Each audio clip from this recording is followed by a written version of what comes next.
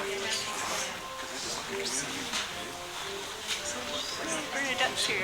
right, let's go ahead and start the program. As you can see, we have a new statue, a rebuilt statue. This started 3 years ago when the current volunteer group came here and found that the statue was damaged in the 2020 ice storm, smashed in his head, and there he sat. So we had him taken down and start the process over the last 3 years of getting him repaired. And it was a long process. We also were very thankful to R&R Auto Wrecking across the way here on the other side of the street. Came over and moved the pedestal that you see here, it was where the picnic table was, underneath the tree that damaged him. So we moved him away from the tree, so hopefully he'll be good for the next 100 years, sitting there. But we're going to have some speakers come up. I'm first going to have Jason Jones come up. He's the one who did the work. He has a studio up in Vancouver, Washington, and he'll talk about the process he went through to get it to where it is today. And then we'll have some historian talks here. We're going to have Bill Coleman's going to come up. He's going to have a little talk about French Perry and other things. And then Ron Yates is going to come up here, and he's going to talk a little bit about the statue, how it got here, which I recently found out who put it up, which is kind of lost to history, but there's that. So, all right, so let's go ahead and have a prayer first. I'm going to have Bill come up and do a little prayer.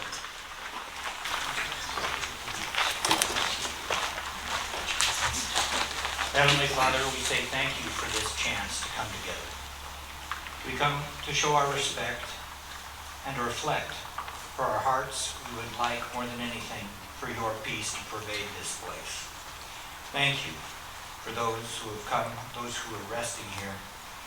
And I ask God that you would give us a clarity, insight into what it means to carry forward and to serve like those who have gone before us. We ask that in these coming minutes that you would bless and prosper us, that the whole event would be something that pleases you. And we thank you for your great love, for your grace, and your forgiveness. In your mighty name, amen. Amen. Thank you. All right, we'll have Bill Coleman come up and introduce yourself right up there. Will do.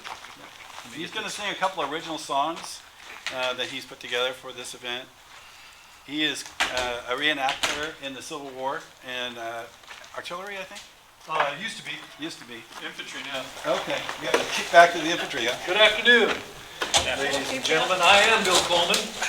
Have been for some time now. And I want to thank you very much for coming out and being a part of our program here. I am a member of the Sons of Union Veterans and also the Sons of Veteran Reserve, the active part of the Sons of Union Veterans. And I want to thank the Sons of Union Veterans for contributing $250 to the restoration project. I also am a board member of the French Prairie Historical Society. We're the folks that take care of the wonderful Settlemyre House. There are several monuments around the Woodburn area that tell of its history. One monument is the Settlemyre House, a living monument to the work of Jesse Settlemyre, and also our wonderful statue here in BellePassi. And that's what we're concerned with today.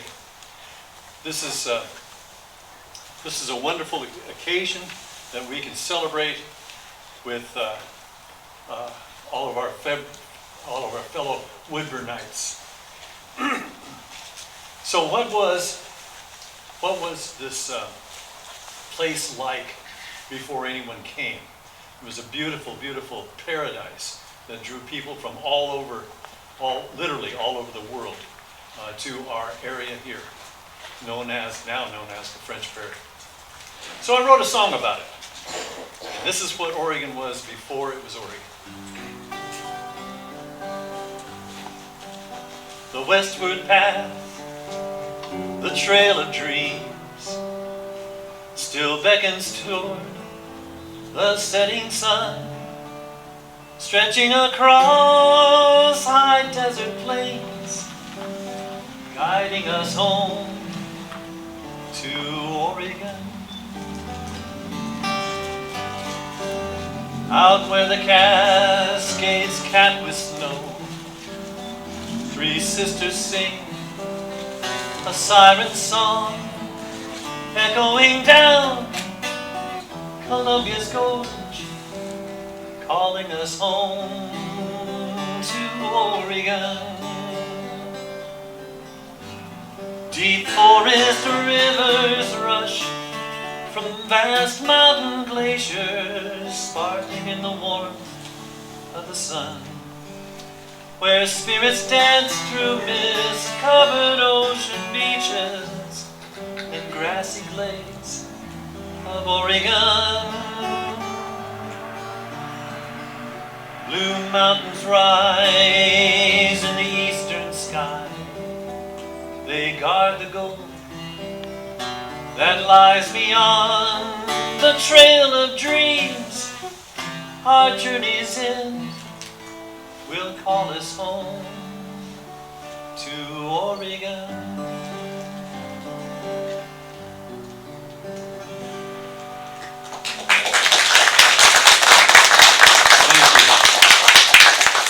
If you like that song, write to your legislature and tell them that you need an Oregon Dream as our state song. I'm kind of humping it, if you know what I mean. Okay, set that here. Get that out of the way for now. Okay, I want to talk a little bit about exploration and how it came about. England had a system of exploration that they used, and it was called the company system, the charter system.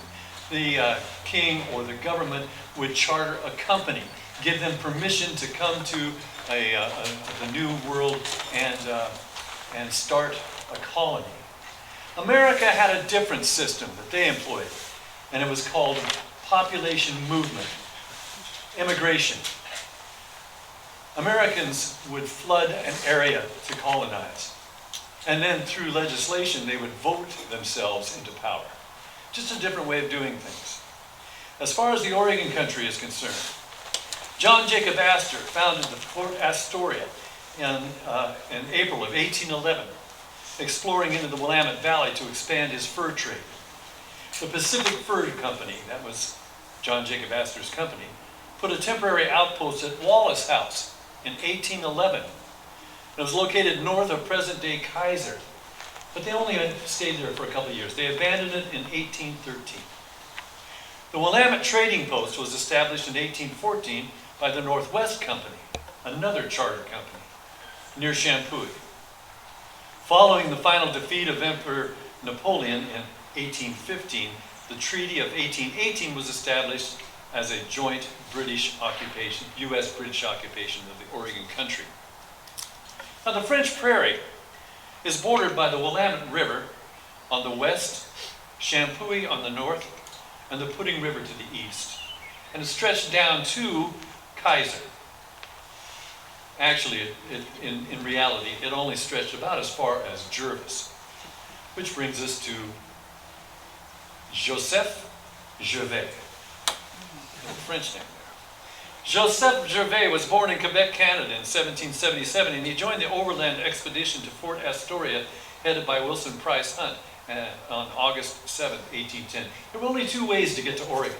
One was overland on a path, literally a path. And the other way was by boat, ship, excuse me. In 1812, he went with a group to the Willamette Valley under Donald Mackenzie to educate the Kalapuya Indians on fur preservation. You see, fur, the collection of furs was the driving force in the Oregon country. Furs were shipped back to England for a new fashion, whereas furs were used to make felt. They didn't wear top hats made of fur. They used the pelts, the fur, to make a better quality felt for top hats. So that was a big fashion deal. In 1812 to 1831, Joseph Gervais worked for the Hudson Bay Company, and he participated in several Indian expeditions all the way to California, educating and trying to persuade Indians to hunt furs for him. He was very successful at that endeavor. And by 1829, he and other French fur trappers realized that they were not going to continue this trade much longer since the Willamette Valley had become trapped out. Which makes me kind of laugh because we are, if not, you know all this from Oregon history, we are the beaver state, right? We even have a beaver on the back of our flag, the only state in the Union that has a different flag on the back than they have on the front. And it shows a beaver. The joke about this is that there were no beaver left. They'd been trapped out by 1829. It was almost an endangered species. But in 1829, it was an important part because Etienne Lucier established a land claim near Champoeg with the help of Dr. John McLaughlin of the Hudson's Bay Company. Now, Etienne Lucier could see the handwriting on the wall. So turning from trapping to farming, he established a land claim near Champoeg. The following 2 years later, Joseph Gervais settled on the Willamette River on 150 acres near Chamawe. Chamawe was on the Willamette River. Joseph Gervais, along with Joseph Delors, along with Pierre Bellet, along with Bradford Bonney, Eli Cooley, Jean Descharmes, all settled in this area in order to farm. Again, fur trappers turned farmers. This could go on for a while, but only until about 1840. Now, the interesting thing about this that I found is that from 1811 to 1859, when Oregon became a state, is such a short period of time that things really moved rapidly, and especially the closer we got to 1859. By 1840, the Oregon Trail had brought a growing number of pioneers to the Oregon country. It was still, though, the last part of it, the last third of it, was still a path. No European American government was in place to set laws and resolve disputes. Settling the estate of Ewing Young in 1841 led to a series of meetings to establish a provisional government in Oregon. In 1843, they drafted the Organic Laws of Oregon, organizing land claims within the Oregon country. This is where Jesse Settlemeyer comes in, but we won't get to him yet. The Oregon Trail was popular from 1840 to 1869, with over 400,000 immigrants traveling to Oregon. 1842, Jason Lee, from the Willamette mission that Jason Lee started in Salem. In 1842, he traveled back to his mother church, where he asked for more funds. And on the way back to Oregon, he expanded the Oregon Trail so that it could accommodate wagons. In 1848, George Settlemeyer filed a land claim near Mount Angel. Note that George Settlemeyer was German, and so he gravitated more toward the Mount Angel area with the German monastery there. The French fur trappers here gravitated toward this area because, again, the Roman Catholic Church in St. Paul, one of the oldest brick churches west of the Mississippi, as well as the little church in St. Louis, all French. BellePassi was started by Nels Johnson. He abandoned his wagon and oxen up near the Barlow Trail, still on the side of Mount Hood, because he'd run out of supplies, literally, and his oxen were dying. So he came down by himself with the girls. He had six daughters. He brought the girls down into the valley where he met a friend who was also a member of the Cumberland Presbyterian Church. He was a pastor. And this friend offered to loan him money and brought oxen back up to his stranded wagons and brought them successfully down the Sandy River into the Willamette Valley.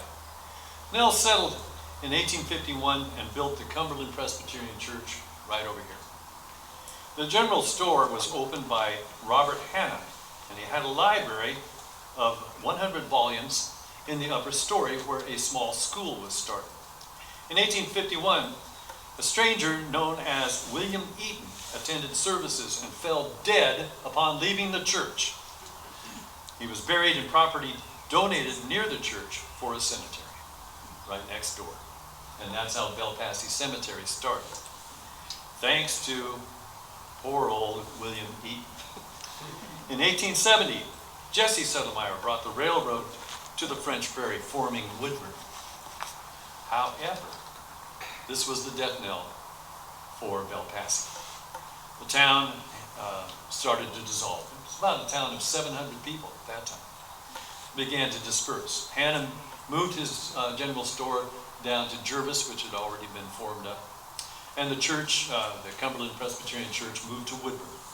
And it literally turned poor old BellePassi into a ghost town. The Mexican War opened immigration to territories in Texas, California, Nevada, and Utah, parts of Arizona, Colorado, New Mexico, and Wyoming, a huge part of southwestern the United States. It was a training ground for future generals. General Lee, Longstreet, Jackson, McClellan, Grant, Sherman, Burnside, Armistead, Beauregard, Meade, Bragg, and the very young and energetic Isaac Stevens, and as well as Phil Kearny, known as the Excellent. Isaac Stevens was wounded during the Mexican War. You'll find his name at the base of our statue out here. Why Isaac Stevens? It began to run around in my head. Why Isaac Stevens? Well, Isaac Stevens, after the Mexican War, was released from the army, and he immediately became a friend of Franklin Pierce, the president at that time. You see, residents of the North Columbia felt too distant from lawmakers in Salem. Those Clark County, the cities of Camas and so forth, across the Willamette, Vancouver, across the Willamette River, they felt disenfranchised from Salem. And they wanted their own territory. And so Joseph Lane of Oregon petitioned Congress to form the Columbia Territory. The Columbia Territory would later become Washington Territory because they didn't want to confuse it with the District of Columbia. And they appointed Isaac Stevens as its first territorial governor, which was good and bad. The name was changed to Oregon, that's what I say. Isaac Stevens was a member of Winfield Scott's command during the Mexican War, and he was appointed governor of Washington Territory by President Franklin Pierce. He was wildly energetic, a very short man. He was only 5'3" tall, but he had more energy than anyone at that time. And he was very unpopular because not only was he the territorial governor, but he was also the head of Indian affairs. And he had a way of dealing with Indians that only was rivaled by George Armstrong Custer. He was extremely intolerant of Indians' wishes and wants. He signed several treaties, however, that brought about the Indian Wars in the Northwest, so he was very instrumental in that way. And when the Civil War started, Isaac Stevens, along with Phil Sheridan and Ulysses S. Grant, left their posts here in the West and headed east to be a part of that war. Isaac Stevens reclaimed his commission and formed the 79th New York Highlanders Infantry out of New York. He was originally from Massachusetts. He had several victories, but it had very high casualties. He was considered by Lincoln to assume command of the Army of the Potomac. However, he didn't make it and was killed at a small battle, a rearguard action in Virginia known as Chantilly. And so now I'm going to tell you a little bit about Chantilly. Your wife Becky, I understand, went to Chantilly High School. I did. There you are. Okay. Okay. I've been to Chantilly, the battlefield, because I have an interest in Isaac Stevens and was delighted when I saw his name at the base of the statue. And so I wrote a song about Chantilly. Chantilly was a rear guard action, it's called. Picture this, the Army of the Potomac was fighting Robert E. Lee and Stonewall Jackson at the Second Battle of Manassas. They put up a valiant fight, but late in the day, Jackson flanked the Union Army, and so they had to withdraw. Stevens, along with the 79th New York Highlanders, and Phil Kearny with his brigade were left behind to guard the Army of the Potomac as they withdrew. And I wrote this song about it. It's called The Battle of Chantilly, or Chantilly Remembrance. There once was a time when the whole world trembled. There once were men, both noble and brave. They were called away to old Virginia, rebellion to crush and the Union to save. Manassas was just smoldering memory as a great Federal army staggered toward home. Butternut soldiers surge out of the tree line as the rain starts to fall in the gathering gloom. And the lightning flashed with sheets of fire, and the cannons echo the thunder's roar. We will swear to remember old Chantilly and our brothers who sleep beneath the earth evermore. Didn't Stevens stand tall with the 79's colors? Miss the howling wind, he called to his men. Up, my Highlanders, follow your general, and he fell as they marched into hell once again. And the lightning flashed with sheets of fire, and the cannons echoed the thunder's roar. We will swear to remember old Chantilly and our brothers who sleep beneath the earth evermore. Brave Kearney was struck by Stonewall's pickets. The hero of Mexico City lay slain. A glorious death would have served him far fairer. Now the old soldier lies in the cold driving rain. And gone are the brave, courageous soldiers laid on the bloody altar of war. We will swear to remember old Chantilly and our brothers who sleep beneath the earth evermore. There once was a time when the whole world trembled. Once were men, both noble and brave. Now their pipes and the drums still float o'er Chantilly and beckon to soldiers asleep in their graves. And beckon to soldiers asleep in their graves. Thank you.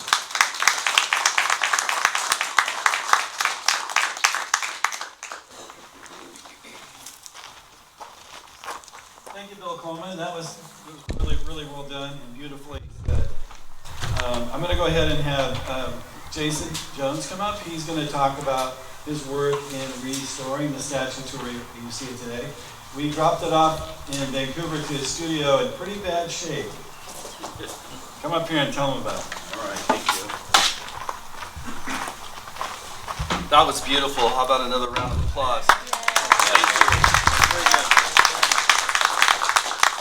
I just wanted to share, first of all, that I have John Shelby Lane's West Point jacket from class of 1861, the son of Joseph Lane, and a document signed by Grover Cleveland, assigning him to the Spokane territory. It's a really nice, touching thing for me.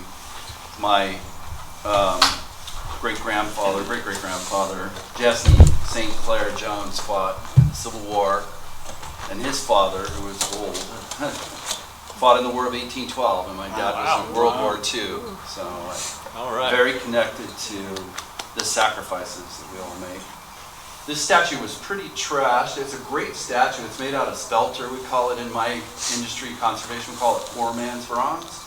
That's not meant to slight it in any way, but even today, a collector can buy a spelter statue that has a bronze coloration to it that makes it look like a bronze statue, but it's about a third the price, and it's kind of always been that way. The statue's been assembled in pieces. It took me a long time to figure that out. We were trying to do the repairs. Some of the repairs have been done with fiberglass and other types of Bondo and automotive type repairs. And because of the coloration put on it, I couldn't find all those. So we were making these very spelter patches that I bought in sheet metal and trying to solder them on, and I was actually melting other things and melting things that were plastics and fiberglass. And the original work was really well done. The original solder joints are really large. They're really professionally done. I don't really know, to be honest, how the guys of the past soldered spelter. It's a zinc alloy. It's a lot of zinc, but it is an alloy, and it's made for small parts. And in fact, the word spelter just refers to these ingots that were produced in these casting factories, but it's really difficult to weld. Metallurgists, even, I have a friend at Precision Cast Parts, back when I was young and trying to figure out how to solder spelter, he told me, don't bother. We don't know how to do it. Yeah, so I figured it out. But I don't know how the guys in the past did it. We're lucky today because we can add cadmium as an alloy to our zinc filler rods. I don't know how they did it. But they did, nevertheless. And it looks to me like, I just went up and looked at that pedestal, that large base and column, that's a white metal as well.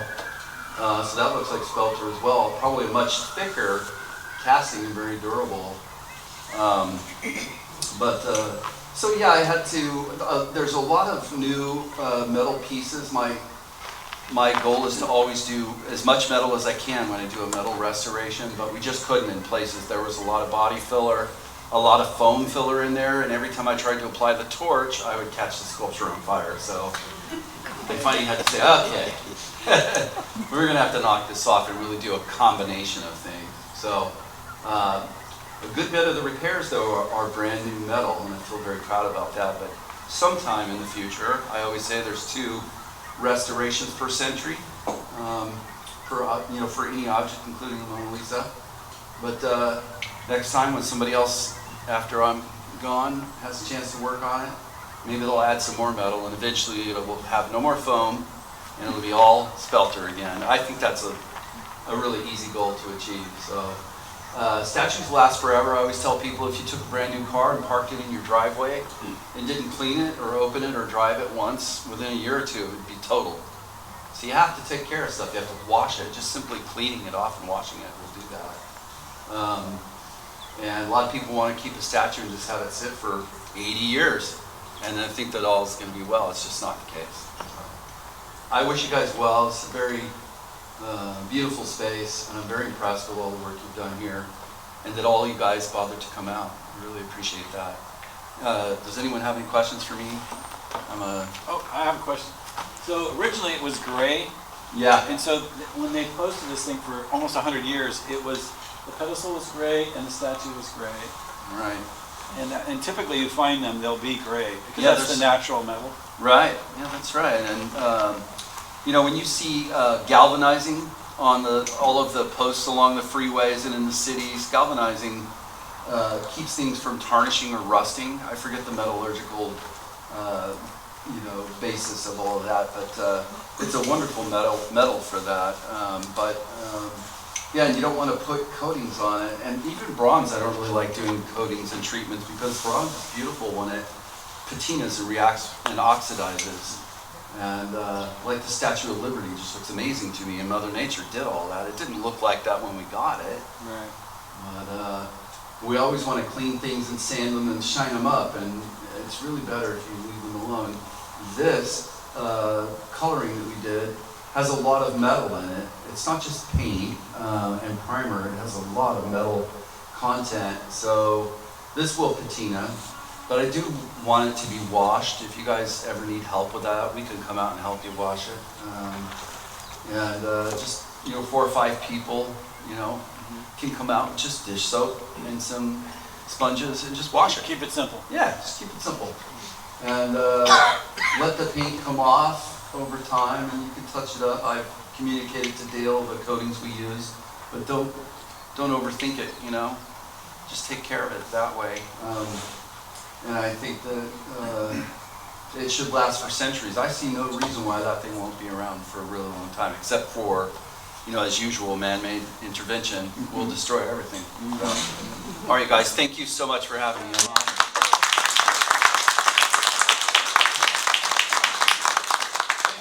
Thank you, Jason. Thank you. All right, so Ron, you want to come up here and tell them about the statue? Ron's going to talk about the statue itself.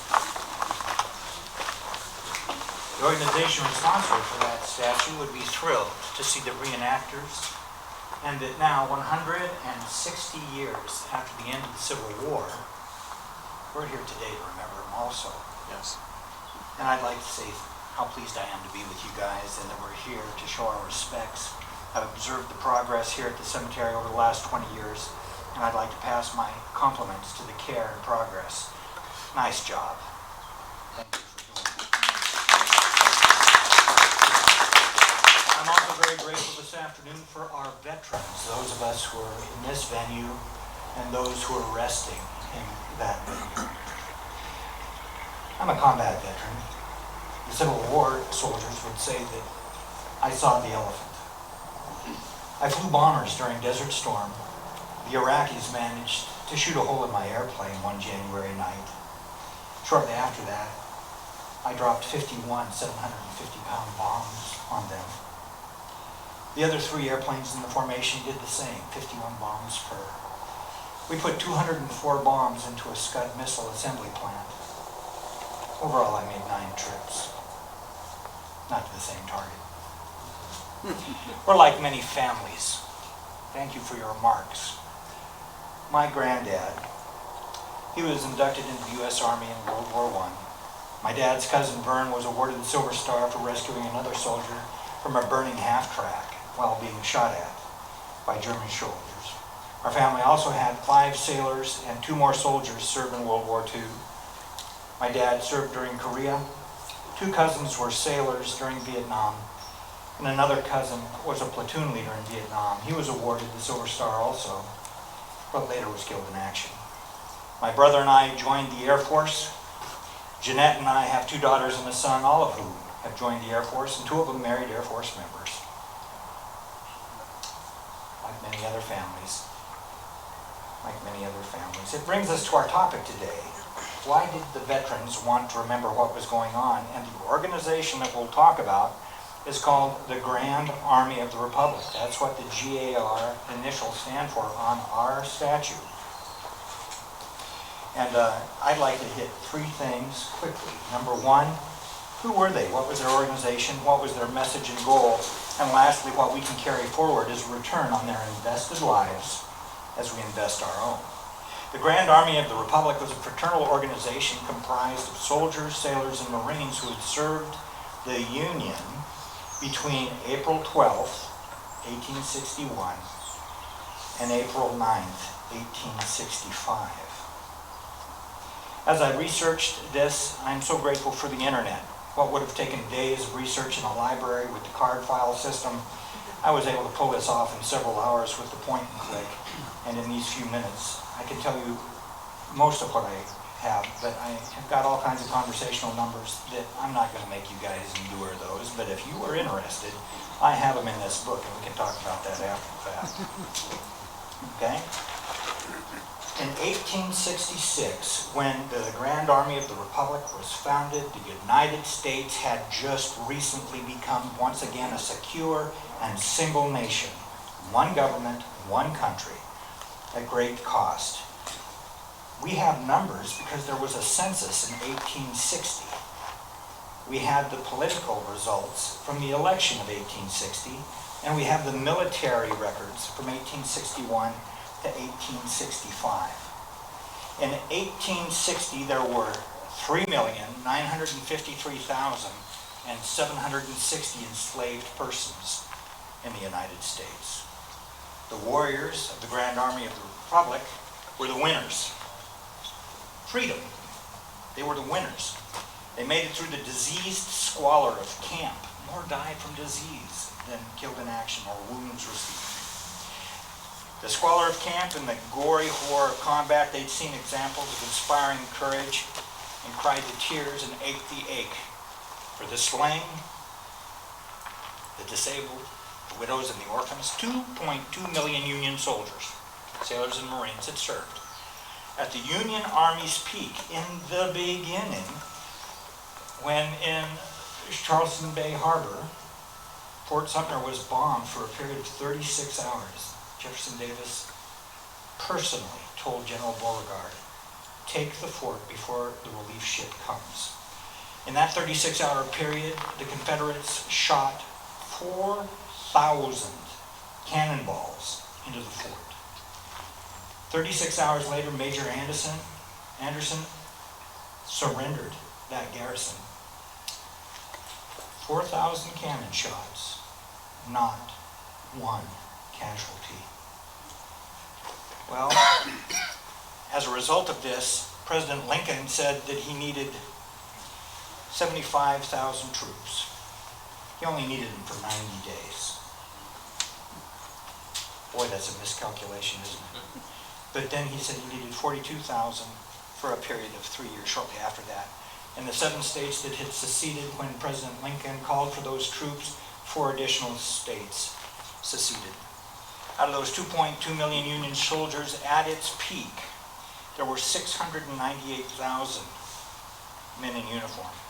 At the same time, that almost 700,000. Out of that 700,000, out of those 2.2 million, 365,000 did not come home. Additionally, 282,000 were wounded. We can compare those after the fact with the Confederate numbers if you'd like. I've got those. But this idea of the census of 1860, the election records, the military records create a picture of what the Americans faced. And I was shocked in some ways by the similarity of our current national narrative. And we'll look at those numbers if you'd like. Speaking of pictures, and the picture that emerges from these numbers, on that statue's pedestal, in addition to the soldier statue, there are 4 images. And in 1911, when the statue was originally dedicated, nice job finding the article in the Woodburn Independent from 1911. Look at this, that was 46 years after the fact. Somebody came from back east to make absolutely sure there was not even a hint of Confederate influence on that, because you'll see that the Grand Army of the Republic, they had an attitude towards the Southerners even then, all the rest of their life. But those 4 images, one is Abraham Lincoln. The others may or may not be so evident. One is Ulysses S. Grant, general and then president. The other one is William Tecumseh Sherman, general, Civil War hero. But who is the other one? Well, I think it's James Garfield. James Garfield was a Union general. He had been a legislator. And so after the Union had won the war, he goes back, and ultimately he becomes the president in 1881. And some of the things that he was able to do is break the corruption that had emerged and send some of the crooked politicians packing. Sounded a little bit like the evening news here several months ago. And a disgruntled person who wanted a federal job shot him. He was inaugurated in March of 1881, and he was shot in July and died in September.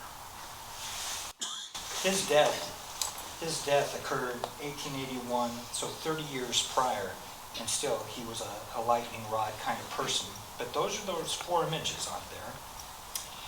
Let's back up a little bit to 1866. The reported prevailing attitude among the returned veterans was one of emptiness.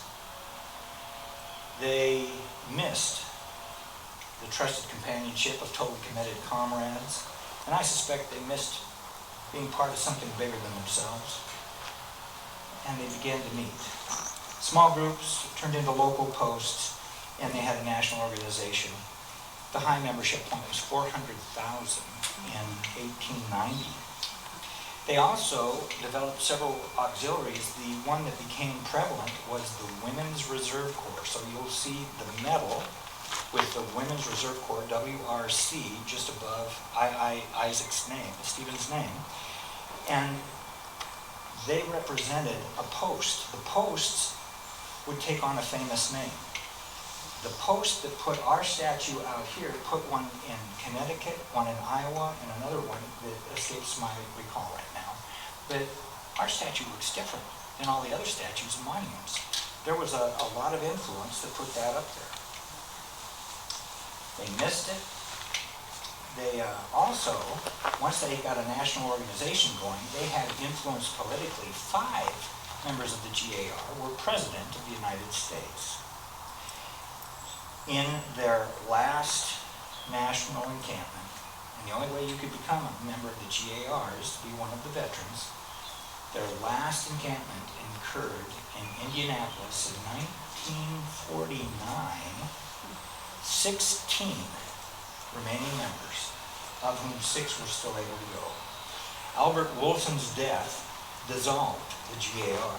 He was the last to leave. He died in 1956. He had served in the Minnesota Artillery Unit as a drummer boy, and he lived to at least 106. Some internet sources say 109, but I suspect they confused Albert with James Albert Hard, who was the last Union veteran to see combat. He died at age 109 in 1953. The message is on. That's who they were. The message is on the statue: fraternity, charity, loyalty. Fraternity, they had a cohesive part of being veterans. In particular, the combat veterans, you've seen it. You watch old timers talk who had experienced that and shared that. It's a bond that became evident. Also, the opportunity, 174,000 black soldiers fought in the Union Army, and they were included in these posts. In fact, during the war, they had fought in segregated units. So in 1870, they inaugurated a segregated unit because that's how the black veterans wanted it at that point. So they had their choice. They could go into either one of those posts, and regardless, there was support. There was support for those men to be able to vote. A black man got the same vote as a white man, and they were careful to bring that forward. The charity, they paid it forward first at the cost. As survivors, they checked the families of the slain. They included Women's Relief Corps, which we've talked about, and they held Congress to account for the disabled vets and the generational human cost by pressing for pensions. Loyalty, we're driving it home now. Loyalty, the GAR had 4 key items of emphasis: supporting the Union, committed the view of the Union victory, preserved the nation. They thought that treason should still be rewarded with death, and disdained those who had fought against the U.S. government. Their second item, they preserved the history and memory of the war and the service of Union veterans. They did it with statues, museums, and monuments. Wouldn't they be thrilled to see what's going on here today? Upholding the Constitution. Many of us remember what it was like when we started the school day. They taught the Pledge of Allegiance to emphasize a commitment to the nation's founding principles of liberty and justice for all. And lastly, they advocated for veterans, caring for fellow veterans through charitable activities, including the establishment of homes and orphanages, providing medical assistance and lobbying for pensions. Last, what's the message for us? The GAR was different than the Veterans Administration, the Veteran of Foreign Wars, and the American Legion of today. The newer organizations have a purpose, function, buildings, monuments, magazines, and statues as well. The modern organizations would say that they've learned from the GAR the power of unified advocacy, social and political influence of veterans groups, promoting social change, community and mutual support, preserving history and memory. But today, our fresh statue, nice job, thank you. Our fresh statue has a timeless message. A word spoken at the right time is like gold apples on a silver tray, according to the book of Proverbs. Today, Americans are once again in over our heads. This statue reminds us that our ancestors worked their way out of deep water and heartache. May God himself provide for us the strong and wise voices that can calm the angst on all sides. Voices rich in forgiveness, sensible voices that describe our next prudent steps. Jesus Christ says that his sheep hear his voice. He knows them and they follow him. May God give us the grace to know what it feels like to be forgiven and the freedom that comes from forgiving others. I'd like to thank you for your kind attention today. Amen.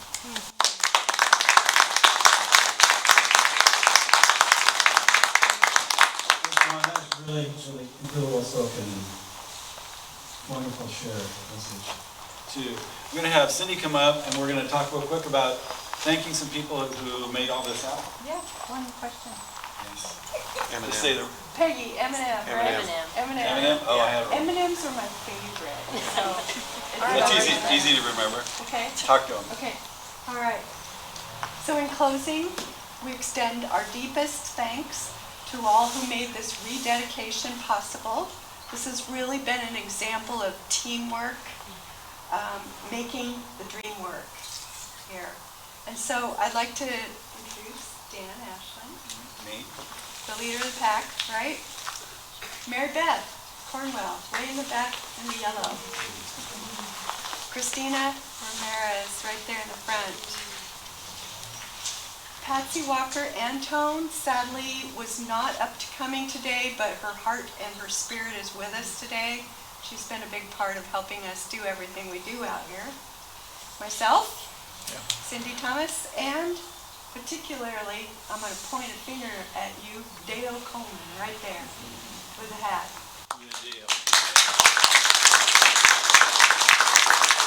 was the one who shepherded the statue through the process. I'm reading here. Yeah, read. He discovered Jason and the exceptional studio and was the champion of this project. It was dear to your heart, I know that personally.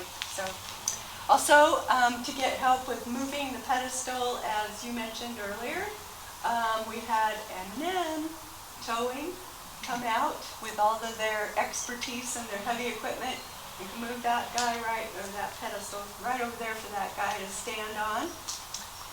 And Rick, where in the world is Rick Matthias? Without him, you wouldn't see green grass, you wouldn't see a lot of things going on. He's our cemetery manager, and his tireless efforts in helping us relocate that base and actually fixing with a picnic table where the base used to be. Also, in ensuring that every detail of even today, as this unfolds, you probably don't know, but he runs equipment out here and he smoothed the mud holes out for you. So it's looking really good on the grounds here, thanks to Rick.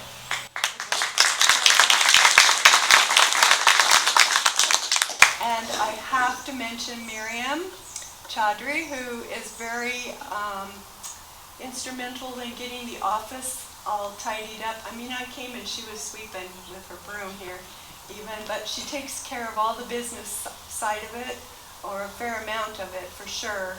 And so Miriam, you have to be back there somewhere. Hello. Miriam is the voice of the cemetery. I called her in what I wrote down, our customer service extraordinaire. And that's the title I give you, Miriam. Very good. Yeah. So also, we wouldn't be here except for the generous donations to get Mr. put back up there. So we thank all our generous donors who contributed the funds. This support breathed new life into the monument and preserved a piece of our heritage today. So may the spirit of those we honor guide us forward. Thank you for joining us, but before we end, in closing, if you will turn your attention to the gentleman in the grass.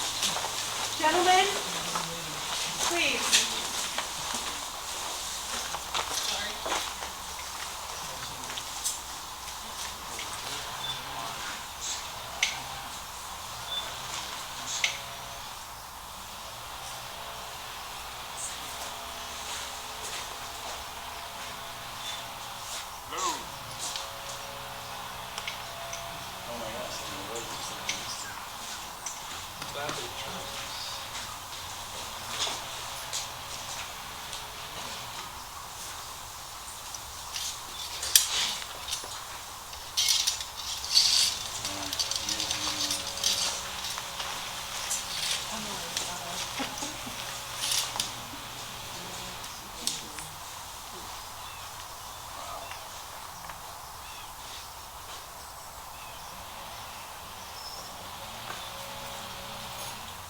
Ready.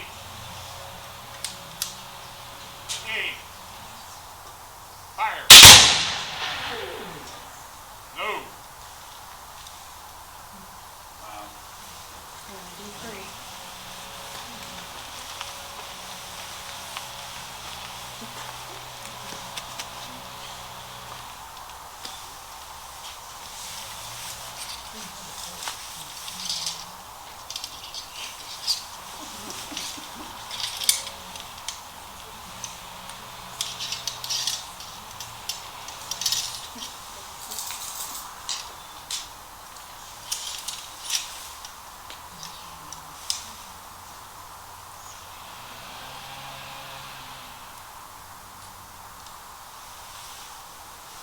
Ready. Aim. Fire. Load. Wow.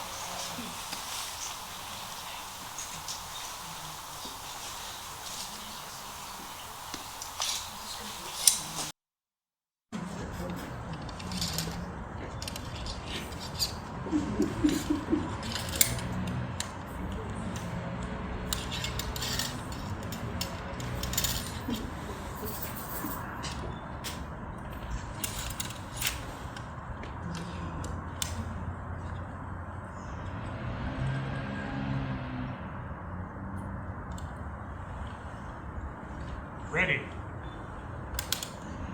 Aim. Fire. Shoulder. Move. Arm.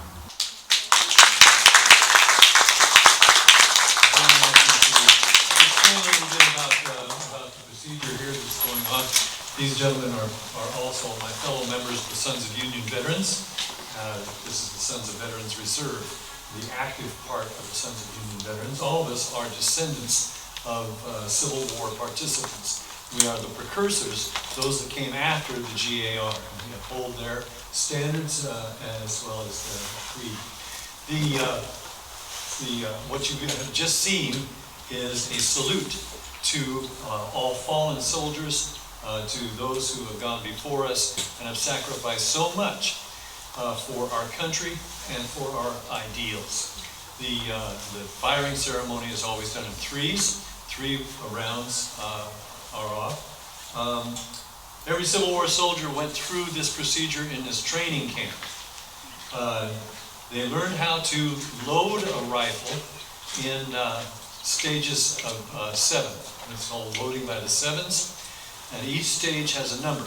So they would go through the numbers, and the soldiers would memorize each by the number that was given.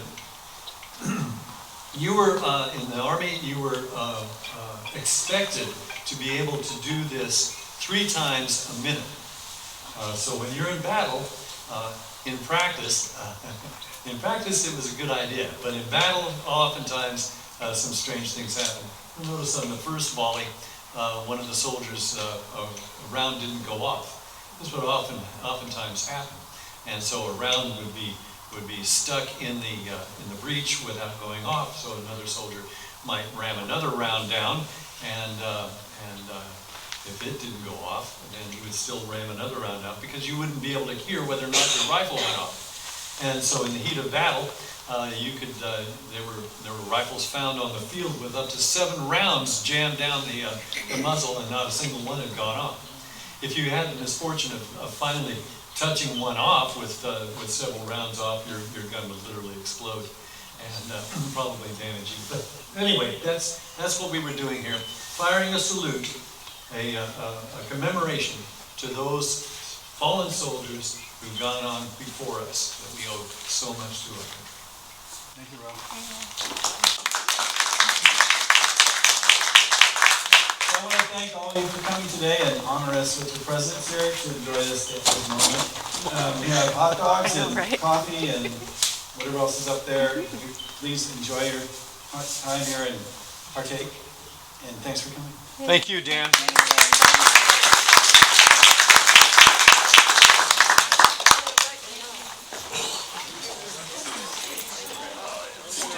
Get it out of your way. I went out of order there.